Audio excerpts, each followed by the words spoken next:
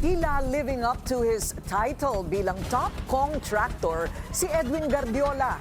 Ang halaga ng recorded transaction sa bank account na konektado sa kanya, umabot lang naman sa halos 480 billion pesos. Yan ang exclusive agenda report ni Joash Malimban.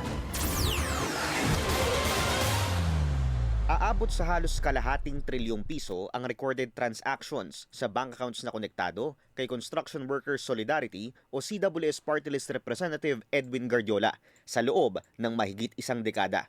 Ayon yan sa naging investigasyon ng Anti-Money Laundering Council o AMLAC.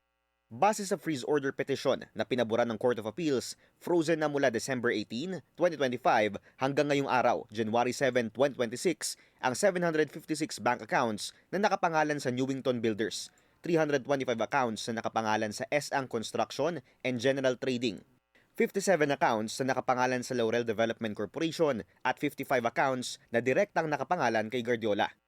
Ayon sa petisyon, may probable cause para sabihing related to an unlawful activity ang mga natukoy na bank accounts. Kung hihimayin ng investigasyon ng AMLAC, pinakamalaking bulto ng umano'y transactions na ito ay naitala mula nang maupo sa Kongreso si Guardiola. Mahigit 60% ng transactions o katumbas ng approximately 289.7 billion pesos ang dumaan sa mga bank account ni Guardiola at kanilang mga kumpanya sa pamamagitan ng cash and check deposits at cash inflows and outflows mula 2022 hanggang 2025. Almost 171.5 billion pesos ang gumalaw na pera sa accounts ng S.Ang, 111.8 billion pesos sa accounts ng Newington, mahigit 6 billion pesos sa accounts ng Laurel at 397 million pesos sa ilalim mismo ng pangalan ni Guardiola. Pumapangalawa rito ang bank transactions ng nasabing accounts mula 2010 hanggang 2016 na aabot sa 112.7 billion pesos. 54.78 billion pesos ang gumalaw sa ilalim ng S.Ang, 51.33 billion pesos sa ilalim ng Newington, 3.84 billion pesos sa ilalim ng pangalan ni Guardiola at 2.7 billion pesos naman sa ilalim ng Laurel. Ikahuli ang 2016 to 2022 period na may naitalang 77.1 billion pesos worth of transactions.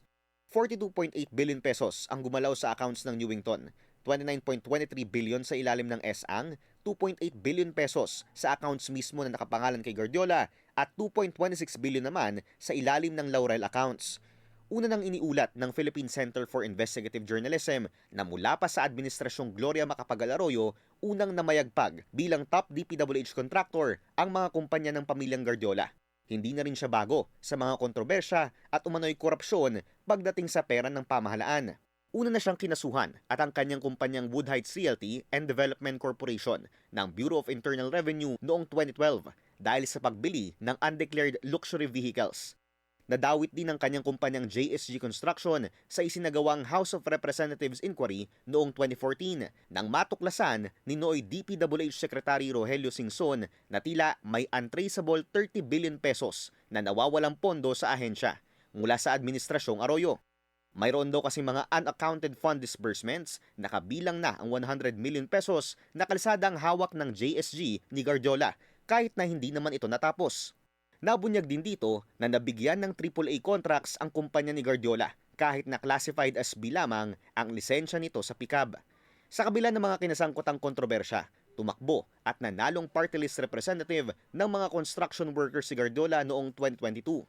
Noong nakaraang taon, kasama siya sa mga inirekomenda ng ICI na kasuhan sa ombudsman dahil sa pagiging contractor o yung mga congressman na kumukubra rin ng kontrata sa pamahalaan. Isang bagay na may clear violation daw ng mga batas kaugnay ng prohibited interest. Wala pang pahayag si Guardiola sa kasalukuyan kaugnay ng frozen accounts nito. Pero una niya nang sinabi na wala na raw siyang financial interest sa mga nabanggit na kumpanya. Para sa agenda, Joash Malimban, Billionaire News Channel.